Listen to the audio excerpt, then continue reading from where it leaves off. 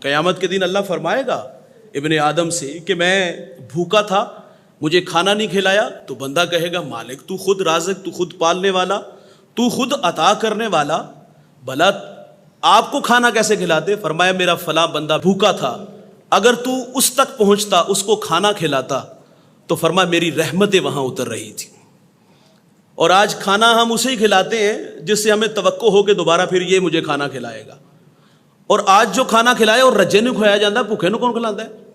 اور اگر کوئی بھوکے کو کھانا کھلائے تو اس میں دکھلاوا بھی بڑا ہوتا ہے۔ تو ہمارا کہنا ہے کہ کھانا ایسے زاویے میں کھلاؤ کہ اس کی عزت نفس کا خیال بھی تو رکھا جائے نا، اس کو ذلیل کر کے تو نہ کھانا کھلایا جائے۔ تو فرمایا میں بھوکا تھا، کھانا نہیں کھلایا، کہا مالک تجھے کھانا، تو خود رب العالمین، تو خود عطا کرنے والا، کہا فلاں میرا بندہ بھوکا تھا، اگر تو اسے کھانا کھلاتا تو میری رحمتوں کو وہاں پاتا۔ اللہ فرمائے گا میں بیمار تھا، تو میری عیادت کے لیے نہیں آیا، تو وہ مالک سے عرض کرے گا مالک تو بیمار؟ فرمایا فلاں میرا بندہ بیمار تھا، اگر تو اس تک پہنچتا تو میری رحمتوں کو وہاں پاتا۔ پھر اللہ فرمائے گا کہ میں پیاسا تھا، مجھے پانی کیوں نہیں پلایا؟ تو وہ کہے گا مالک تو پیاسا کس طرح؟ تو اللہ فرمائے گا فلاں میرا بندہ پیاسا تھا، اگر تو اس کو پانی پلاتا تو میری رحمتوں کو وہاں پاتا۔ او بھائی، اللہ کا قرب پانا ہے، اللہ کی رضا حاصل کرنی ہے، تو پھر بھوکوں کو کھانا کھلایا کرو، پیاسوں کو پانی پلایا کرو، برہنہ کو لباس دیا کرو، بیماروں کی عیادت کیا کرو۔ آج تو امیر کی عیادت کرتا ہے، غریب تک تو پہنچتے نہیں۔ غم کی شدت بڑھتی ہے بھائی جب کوئی غم گسار نہیں ہوتا۔ غم بانٹنے والے ہوں تو غم غلط ہوتا ہے۔ ایک دوسرے کے حال سے واقف رہا کرو یار، ایک دوسرے کی دل جوئی کیا کرو۔ میرے نبی کا عمل تھا، 3 دن اگر کوئی مسجد نبوی میں نہیں نہ آتا تھا تو حضور اس کے گھر تک تشریف لے جاتے تھے۔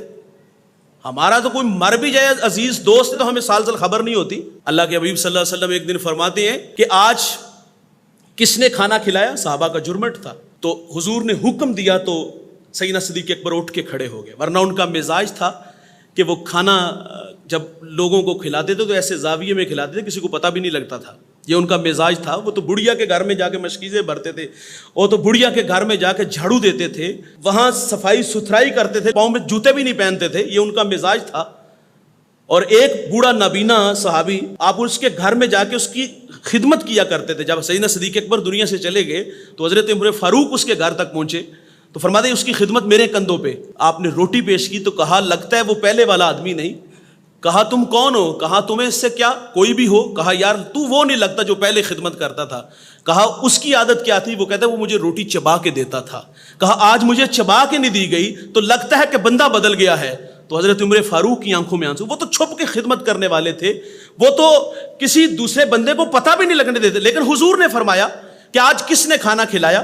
تو حضور کا حکم جانتے ہوئے سیدنا صدیق اکبر رضی اللہ تعالیٰ عنہ نے عرض کی حضور یہ سعادت اللہ نے مجھے عطا فرمائی ہے کہ میں نے بھوکے کو کھانا کھلایا۔ حضور نے پھر سوال کیا کہ آج کس نے جنازہ پڑھا؟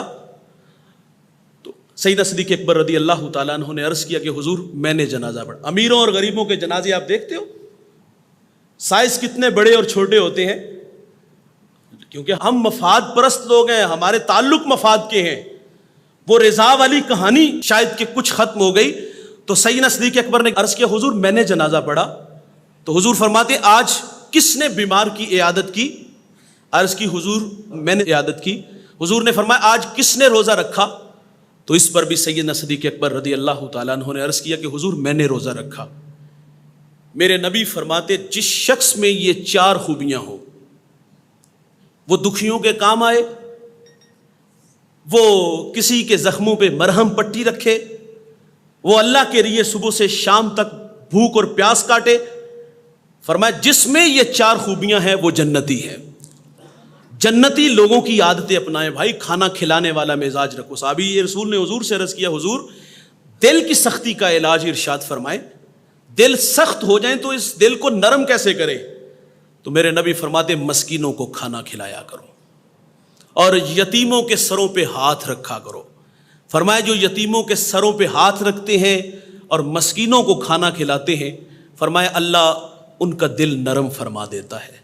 دل کی نرمی چاہیے تو مسکینوں میں بیٹھا بھی کرو۔ ہم تو سٹیٹس کو باہر رکھتے ہیں نا، کبھی کبھی ان لوگوں کے ساتھ بھی وقت گزار کے دیکھا کرو، کبھی کبھی ان ماڑے لوگوں کے ساتھ بیٹھ کے چائے پیا کرو یار، کبھی کبھی ان کے ساتھ گپ شپ لگایا کرو۔ ان سے کبھی کبھی مشورہ بھی مانگا کرو، ان کی دل جوئی کیا کرو، یہ بڑے لوگوں کی نشانی ہے۔